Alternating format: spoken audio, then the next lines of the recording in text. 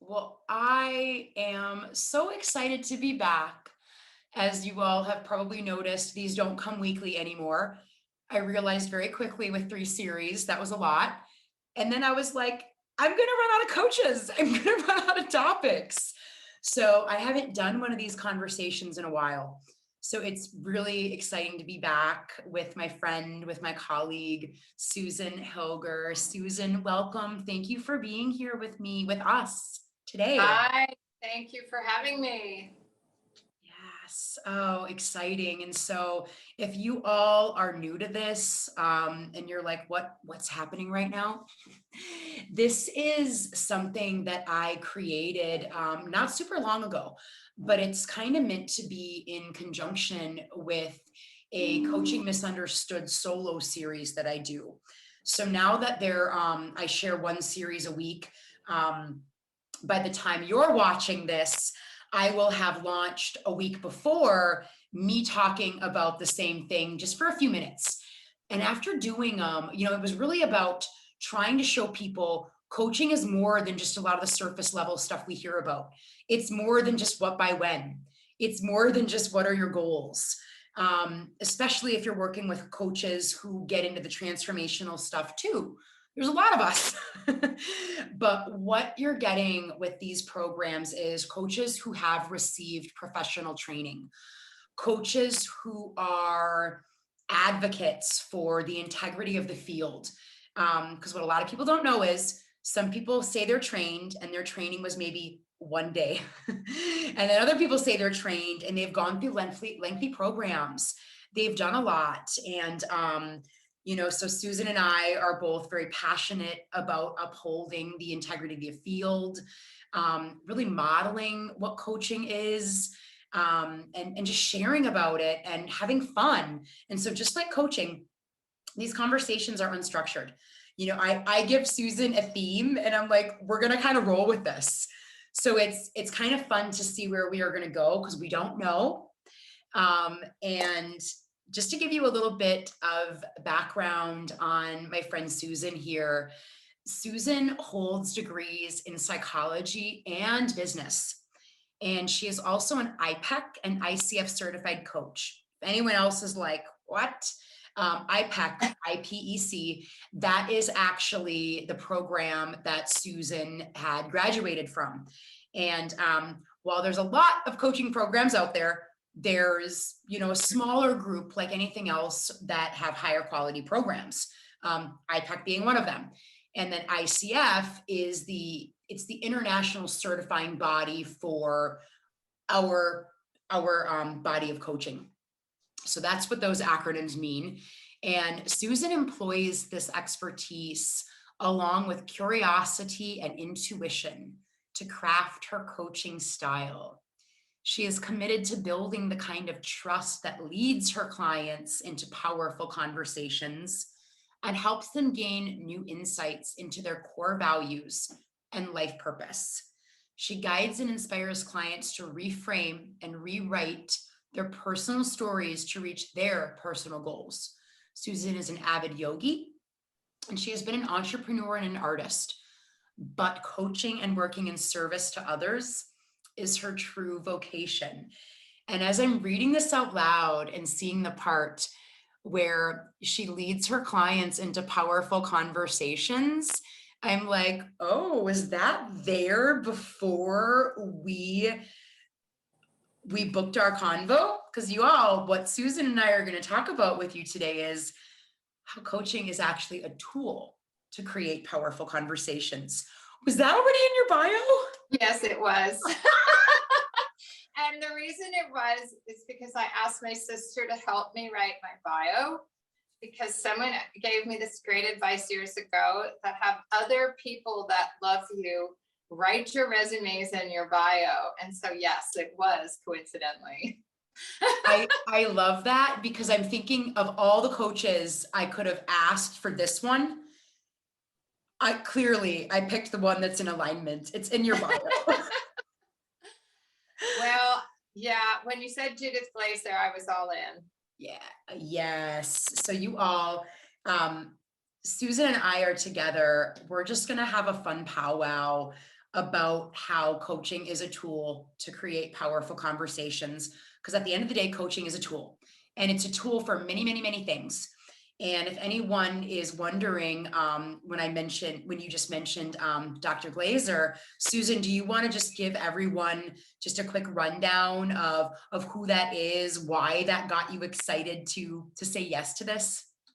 Well, when I first finished my certification, the first book that I purchased, and I can't even tell you exactly why, was conversational intelligence. Well, actually, I can.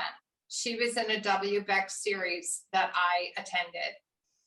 And she wrote a book called Conversational Intelligence.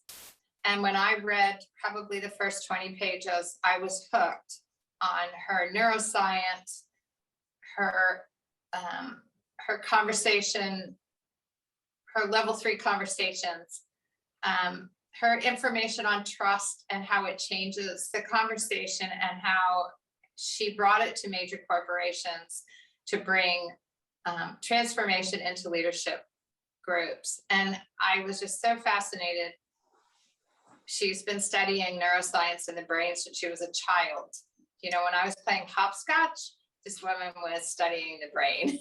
I know, right? and she was so ahead of her time, really. Her brilliance and this book just blew me away. So when Jen said, do you want to have a chat about conversational intelligence and Judith Glaser and coaching, I couldn't say no. Yes. Oh, beautiful synopsis. So when I was in my coaching program is also when I found her. And so you all, unfortunately, this person we're speaking of is no longer with us on the earth plane. It's a great tragedy, and Susan and I are desperately hoping people are continuing on with her work and will offer, because you know, she's got the coaching, she's got the research, and the book you mentioned. So everyone, it's Conversational Intelligence. I have recommended that book to so many of my leadership clients who lead teams in corporate America. It's a great book. It was one of the first books I bought on my own when I was in my program, buying my own. But where it really landed with me was, you know, I have a background in neuroscience, but it's more, you know, working with eye and brain connection to eye, because that was my background, was the eye. And when I got into the coaching training, I was like, riddle me this.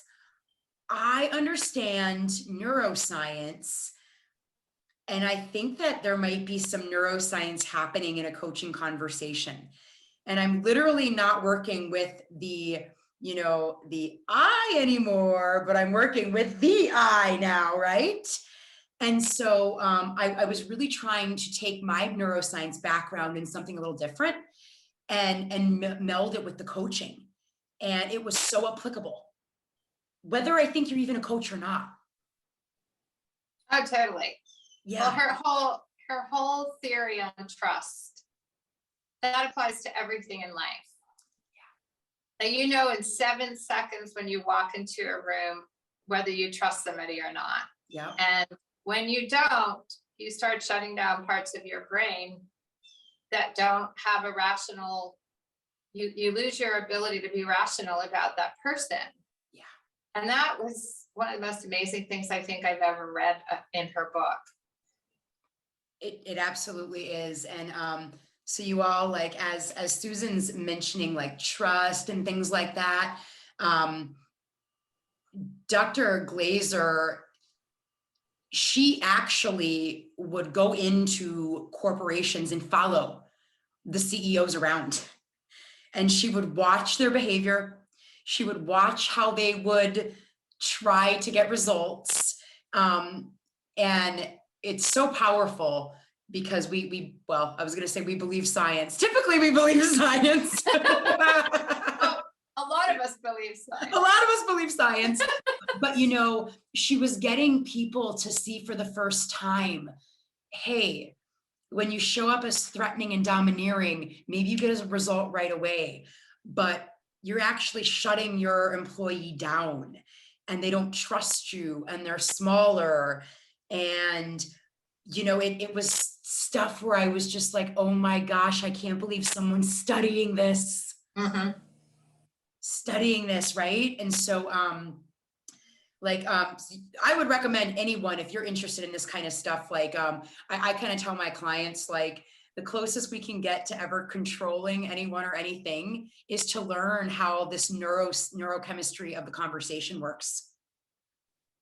It's the closest thing we can do. Well, and when I first read that, I thought of so many situations I've been in where I saw somebody lose trust in someone, and then how they could not rationally hear any other version.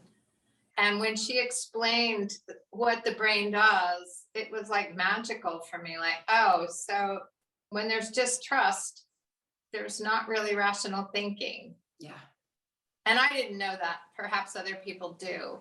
But to think that all that could happen in 7 seconds, that changes the trajectory, particularly in a corporation. Yeah. And so as we're talking about this stuff, Susan, because what I know to be true for myself, for my clients, the more we are on this coaching journey, the more we might take a word, and before the word might be like a word, and now we're like, oh, integrity, being, flow, power, it means something to embody it. So I would love it if you wouldn't mind, for anyone who's listening and they're like, okay, wait a minute. You all are talking about how coaching is a tool to create a powerful conversation. And there might be people watching who haven't, done leadership training. They might not have had a coach. They might not be quite in the same conversation. So, for you and how you hold it, what to you really makes a conversation powerful, or a conversation not powerful? Well, I think, like you're saying, the choice of words that you choose, and helping clients with their perspective on how they're viewing something. So if they're viewing something and they keep rewinding the same sentence in the same words, and they're not opening up to viewing the situation in any other way, coaching is such a valuable tool to help them shift how they're viewing it and what other words they could choose. And I can't say how many times my clients are like, oh, wow, I hadn't looked at it that way. I hadn't thought about, when you ask them, how else can you view this? What other way can you say that? It's hard to describe how big that is for so many people. Yeah. And it's small and simplistic. I think some of the most powerful things in coaching seem so simple, like powerful listening, asking questions we don't know the answers to, and the words that you listen to them use and helping them find new words. It changes the whole trajectory of their statement and what they're thinking. Yeah, I love that. So just a quick recap, you all. So from Susan in this moment, I say in this moment because these conversations, probably if we had it in tomorrow, we'd hit on different things. We'd bring some of the same stuff up, right? But so the words we use, yes, we know words have power, and where are we viewing from, right? Like, and so if you all want even more of like a picture painted, an idea of words, if someone is talking about the thing they're supposedly so passionate about, right? And they're like, I think maybe I might do that or something, like, right? It's like, oh, you think maybe you are not connected to that thing, right? Yeah. Or this is really hard. I'm never going to be able to do it. The language, y'all. I know for me, I traded when my life is a little bit fuller than normal. You're never going to hear me say busy anymore. Busy for me is a hook. Like, it's a word where when I hear it, it brings me into a pattern where it could bring me into overwhelm. And so for me, it's just, I don't need to even say the word because it opens up like a Pandora's box. I'm with you. No busy. Yeah. And so, and so, And when I hear it from a client, it's also a trigger. right. And so you all, like, what Susan and I are sharing in this piece is sometimes the words we speak create feedback loops. And then all of a sudden we hear the word, and then our breath changes, and then our body changes, and then our mind changes. And then that all triggers everything else. And it's like, and then Exactly. to what Susan said about where is the client viewing it from? Have you looked at it another way?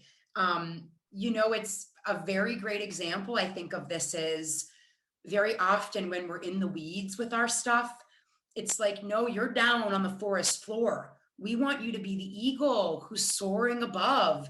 You can't argue that an eagle sees something different than human down in the forest, right? You just do. Yes, so I love that. And so I'm actually reading, I hoard a bunch of the old professional coaching magazines that come from when you're an ICF member. And they're so good. And I've got this one that's all about coaching and the brain.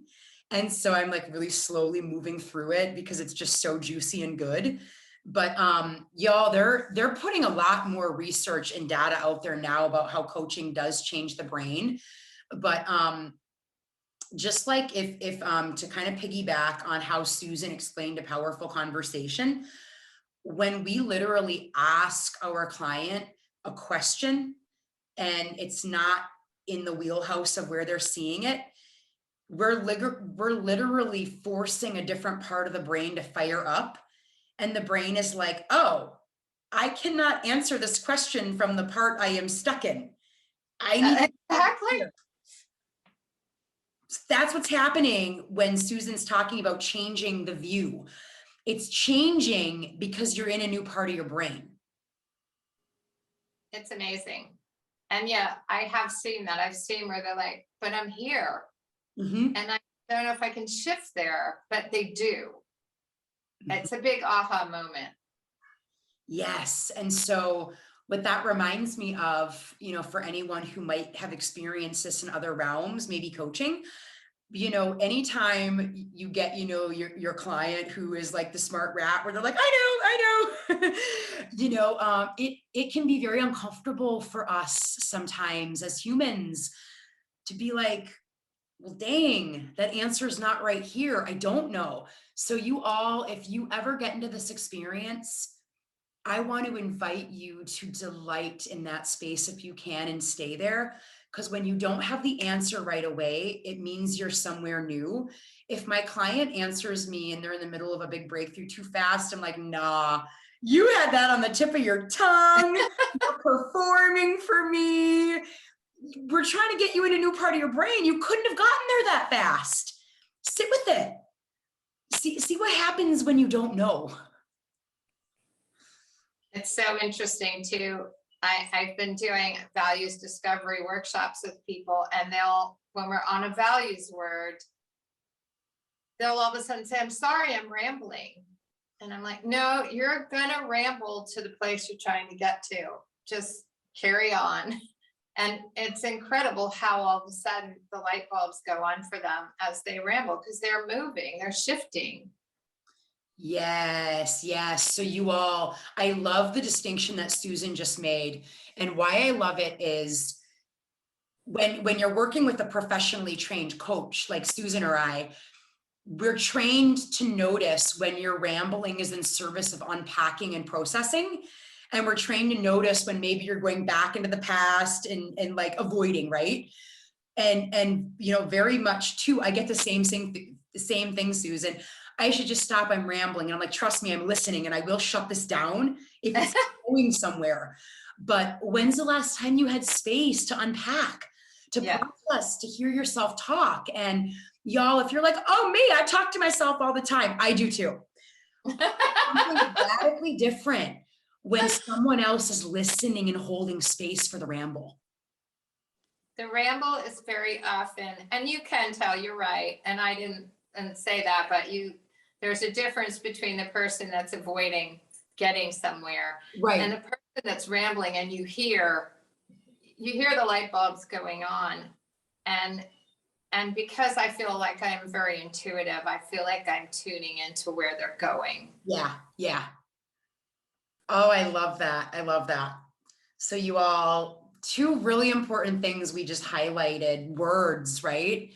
Words matter. And how are we viewing it? Like I literally have Instagram, I joke, has become my personal shopper because they keep recommending like things for me that I like. But I found a company called Rainbow Optics, and I'm buying all of their lenses in every different color that they have.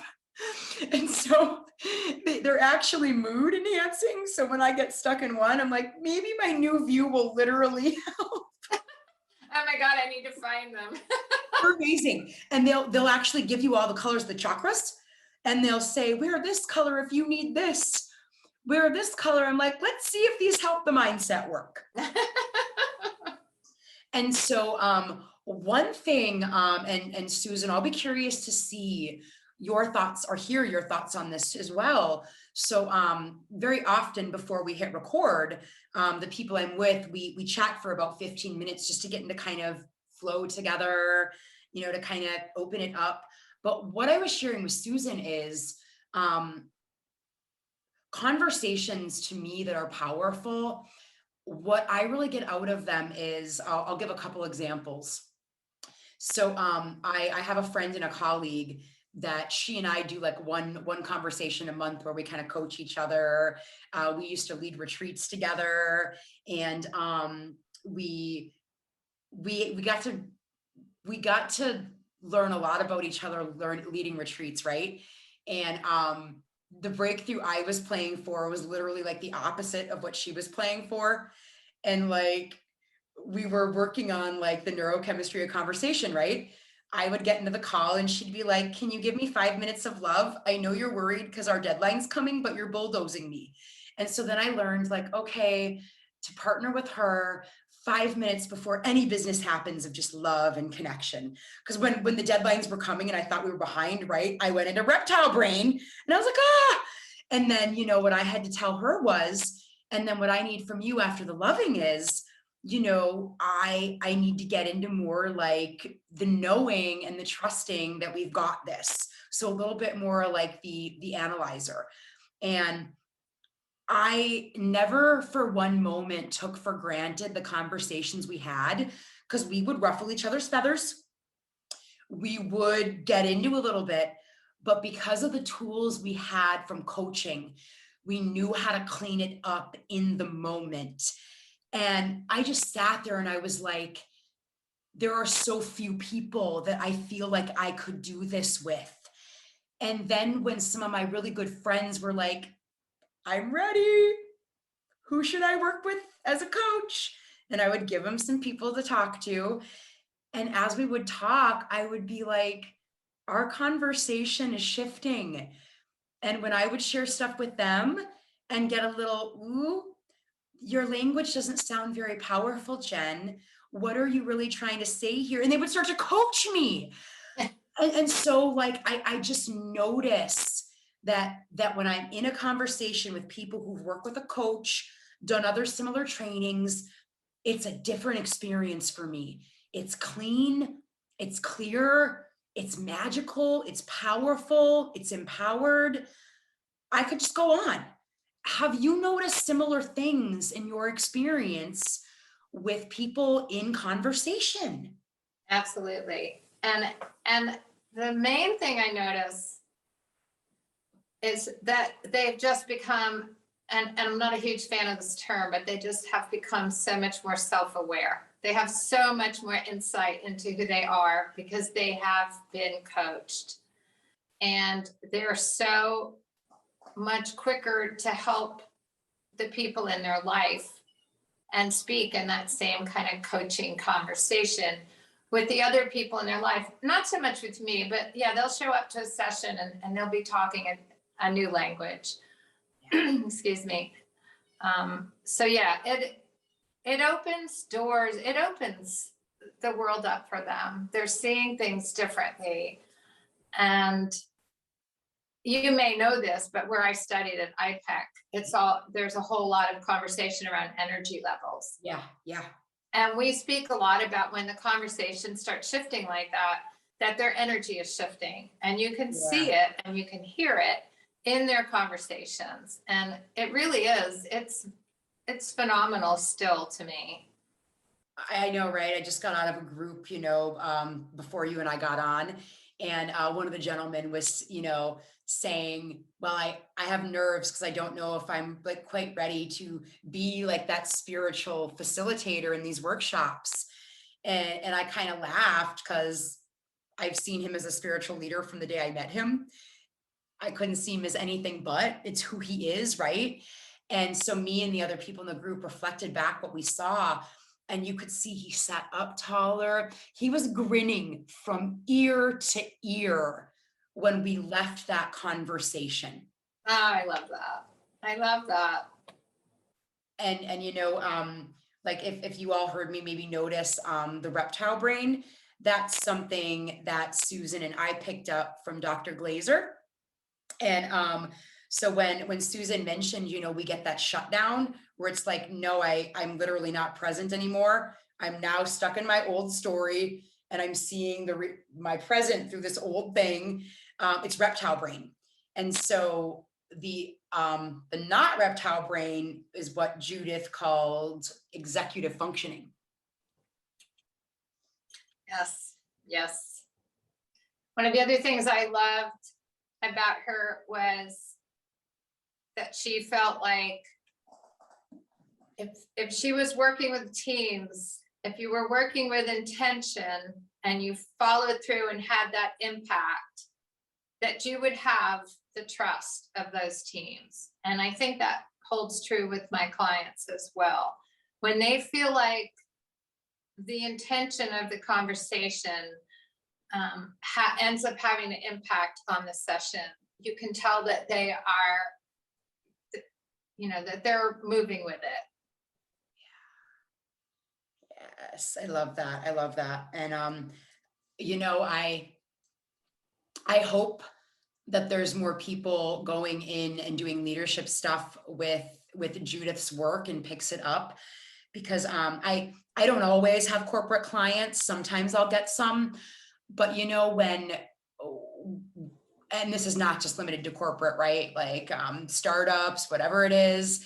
But sometimes the stories that my clients are telling me, I'm like, oh, if the people in the leadership positions could have any understanding of how they're showing up and what it's doing to your all's brain, they could get so much more ROI out of you. And we know that's what they care about, right? We know this.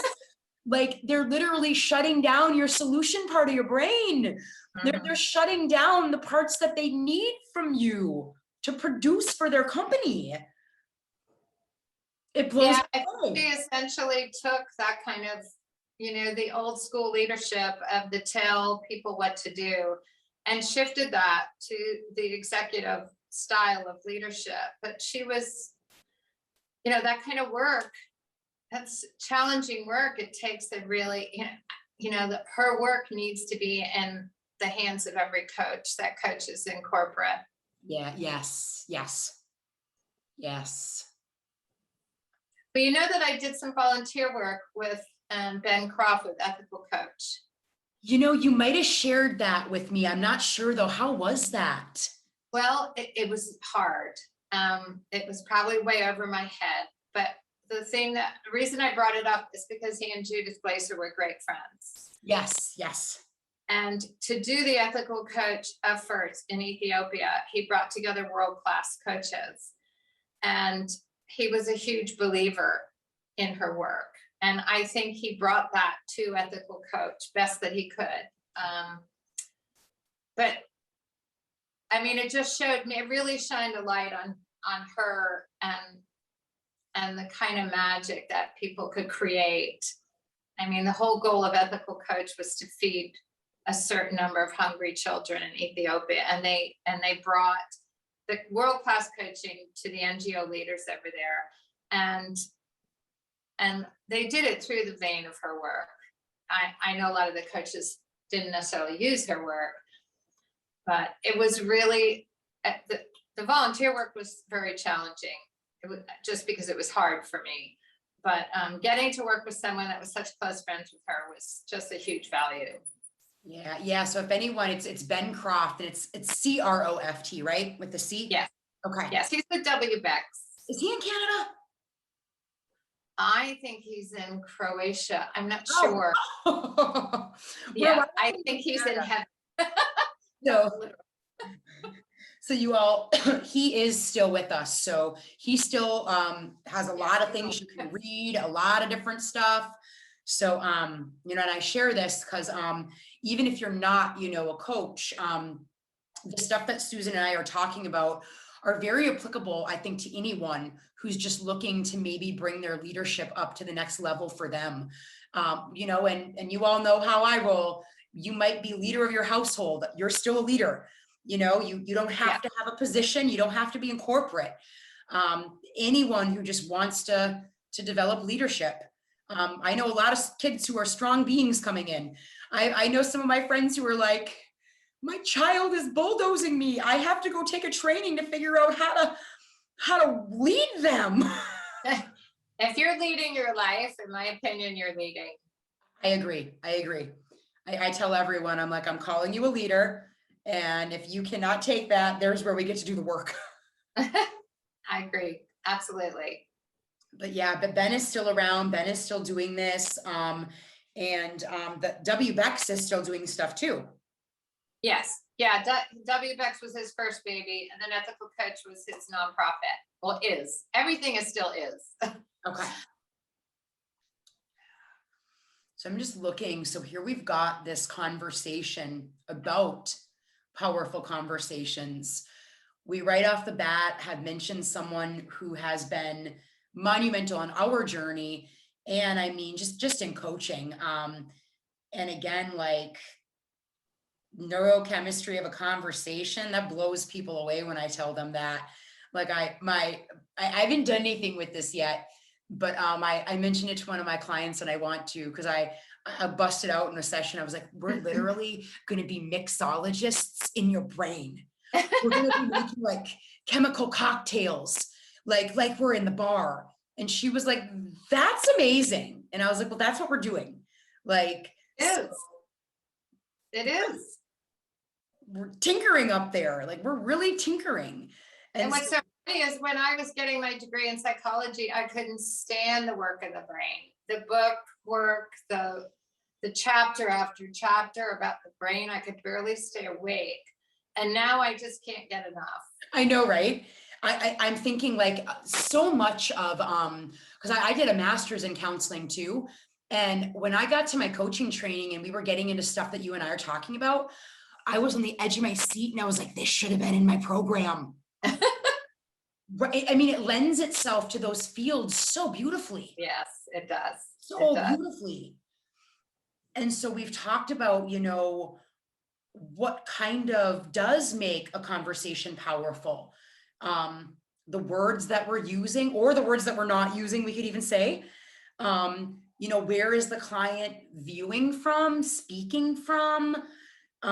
We've kind of chatted about, how the conversation shifts when people get coaching. And you all, I will tell you, when I started working with a coach, it was noticeable to everybody in my life. Like, it was noticeable. One of the coaches said to me in my training, or not a coach, participant, and I thought they were like a psychic, and they were like, you just kind of seem like the person stuff happens to. And I was like, how did they know? And then when I became aware of the fact that I was a very, very large victim, I was like, oh, everyone knows this but me. They're not psychic. But and so for you all, as we're talking about, coaching as a tool to create powerful conversations, some of the big shifts that I had with coaching, they happened right away. It didn't take time. Like, I did some of my biggest work, like right out of the gate. And the reason why I share this is, granted, like anything else, the longer we do it, the deeper we go, with all the work. But I think some people are misled because of other modalities out there. And I don't think they understand how quickly we can shift the conversation, how quickly we can shift the thoughts, the words, the actions. It, when we're, and especially when we're bringing in the kind of stuff that Judith taught us, teaches us through her old work. Would you agree with that, Susan, that it can really? I do. And I'm thinking about that today because in my younger life, I did a good bit of therapy. And I was thinking today about the difference between the conversations in therapy and the conversations in coaching. And, you know, there's a place for both, but how valuable the coaching has been for me. The conversations that I have two coaches at the moment. And also the difference in their methodologies and how our conversations go are just brilliant. Not that therapy isn't, it had its place, but the conversation wasn't really the key tool. Yeah. I love that. And so I did a video a long time ago about the difference between coaching and therapy and when to pick which. Because one thing I find is we've had therapy around for longer, maybe in its form. And I find that people try to use it for everything. And I'm like, oh, why are you working on therapy? Why are you in therapy on that? You could have been done with that already if you were using coaching, truly. Like, not, right. Again, time and place, right? Therapy and coaching do different things. But I do still sometimes feel like therapists might not always know when to make the referral to us. I know when to make the referral to a therapist. And I'm curious if they really understand what we do. Yeah. Like if a therapist ever goes to a coach. But, you know, sometimes I'll see some client or some people where I'm like, you're trying to like design what's next in your life through therapeutic support. I mean, I'm not saying you can't do it, but it's probably going to take a pretty long time. Yeah, it's a slow road. It is a slow road. Like, and yeah, it's perfect for certain things. I mean, not to get in deep, but I was a child of trauma and there was a place for it. And it helped me overcome some helplessness and things that I'm not sure, you know, coaching might have helped. But in the things I'm doing today that I want to move forward and I want to get traction, coaching is the tool. Yeah. And as we're having powerful conversations, as we're talking about, you know, like y'all, if you're curious about this, a really good tell is when I have a client, or you can just hear any other person, they keep bringing the conversation to the past, and none of my coaching tricks and tools are working. I'm like, this isn't just about rewriting story. There is some significant stuff that you might need to go back there and spend some time with and heal around. Yeah. I would love to refer you to some of the therapists I know to support you through that. Because, you know, in coaching, you know, as we do, we dip back to visit pattern and establish, but, you know, we're not spending our time in the past. We're here, we're forward. Yeah, I'm all about forward. Yeah. And I agree. Yes. We want to reflect, we want some history of where this is stemming from, but you're right. If someone keeps going back to past incidents or trauma, I always recommend if they can continue to work with me, but they need to work with a therapist alongside. Yeah. And you know what, too, really fascinating when it comes to powerful conversation, when I was in my coaching training as a mentor, and they were just next level gradient work. And it became very clear that for the stuff we were doing, I needed more therapeutic support to be able to be with what they were bringing up in me. And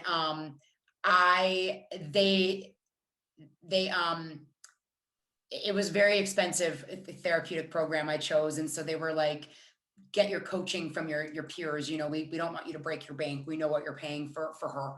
And when I wasn't, and I really want anyone who's watching this to notice if they see it in them, because this is huge, they could tell that I wasn't getting enough coaching with the deep therapeutic work because I wasn't powerful in my conversation anymore. I was back in it. And they were like, we're not going to let you coach our people if you're not getting more coaching to balance out your therapy, you are getting hit by this. And we get it. Like, you're doing gnarly work, in there. And so a lot of people don't really realize that when they're in that stuff with therapeutics and they're going through all the trauma and all that, coaching can actually be a tether to piggyback into a new realm. Let the therapist do that work and let your coach be a tether to pull you out of that and not have you stuck in the work. Yeah, that's absolutely true. I was stuck in the work. They are that different.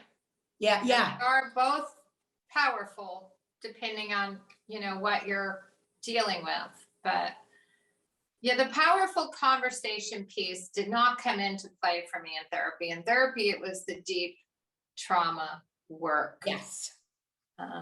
And yes, the therapist did some powerful work, but the tools were not the same. Yes. So you've heard it from two experts.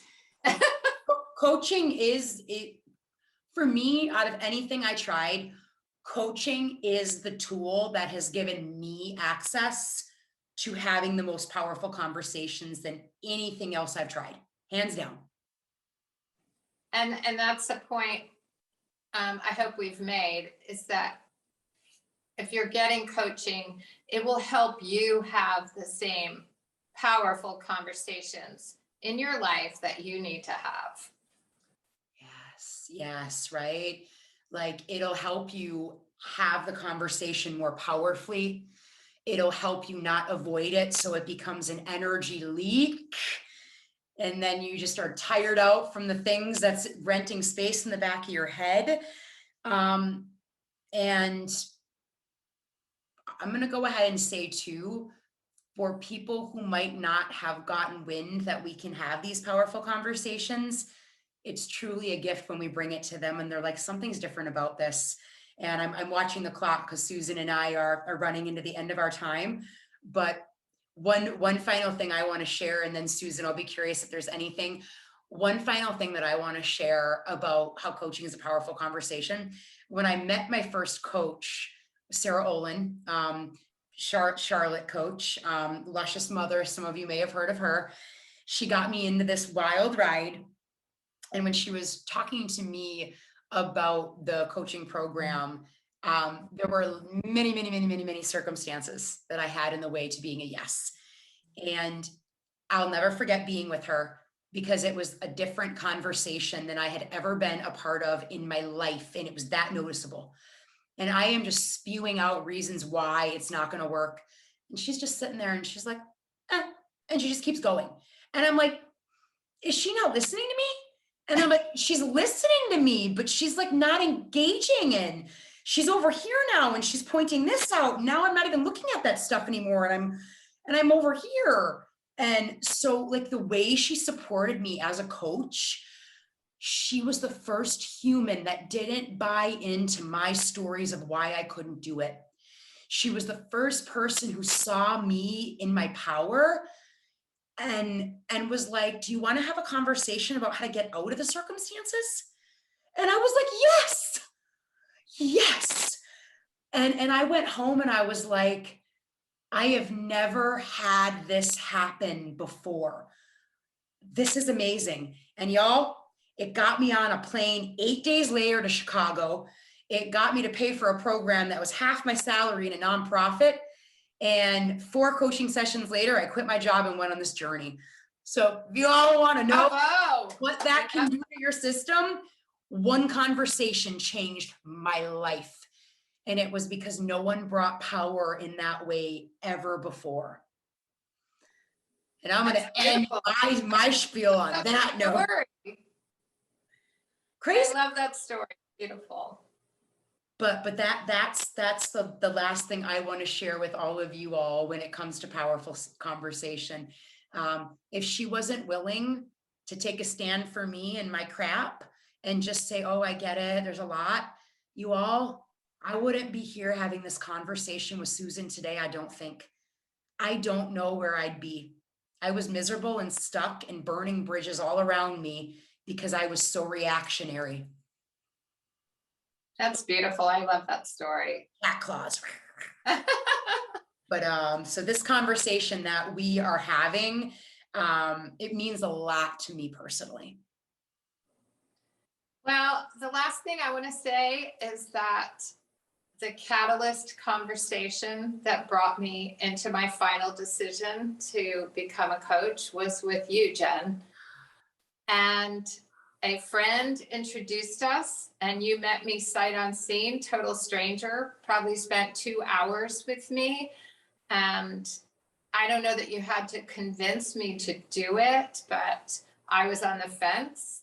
And the fact that you took the time and the pieces that you shared, I will never forget. And that was a powerful conversation for me because it changed my life. Oh, I love that. And I remember that too. Yeah. I remember that too. Beautiful thing. You showed up and you devoted time to someone. You had no idea who I was. And time is one of my top values. And someone that gives me their time to help me and to solely help me. And your whole view on it was, we need more helpers. This whole conversation is reigniting I already love this work, but I'm falling in love with it again in a deeper way. We do need more helpers. And I'm grateful to you. Thank you. Thank you. And you all, funny that Susan mentions that, because whether you're watching this on YouTube or wherever you are, you're going to see the bio I shared about Susan. There's going to be ways that you can connect with Susan, follow Susan. But what you're also going to see, and this is in every episode that I share of these, if you are looking to hire a coach or you want to be one, reach out to one of us. No strings attached will help you. Now you can see this is not BS. People who care about this work and care about the field, we wouldn't be here if someone didn't support us to come in. Yeah. And Sarah did the same for me. Sarah spent hours with me as well. And I didn't know her. She didn't have to. And it was solely because she was like, I'm a stand for people's dreams to come true. And over my dead body, am I going to see this powerful woman not choose it because she's got a money story or a time story? And so it's a testimony for everything. It certainly is. Yeah, so you all truly, if you're watching this and you're like, I want to know more about coaching, maybe it's for me, maybe I'm a coach. You know, a lot of us are undercover coaches before we start. You know, reach out to me, reach out to Susan. We will have that conversation with you, and there's no strings. She and I are never going to be like, you have to be in that program. We might mention some that we know. We're never going to say you have to coach with us. In fact, we might say, oh my gosh, I know someone who would be better for you than I am. Exactly. Yes. We know lots of good coaches to refer you to if we're not the one. Oh, this was a beautiful conversation. Thank you. I feel so good.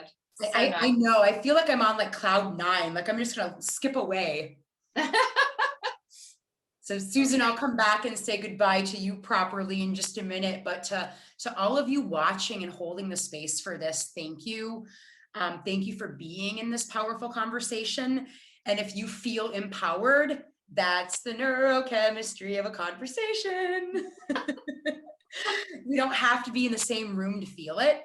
And as always, if you know anyone who's been interested in coaching, if you know anyone who wants to be a coach, if you know anyone who might be able to use the work, maybe this is the seed.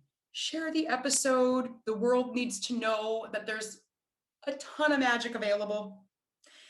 And I will see all of you very shortly. Thanks again, Susan. Such a gift. Thank you so much.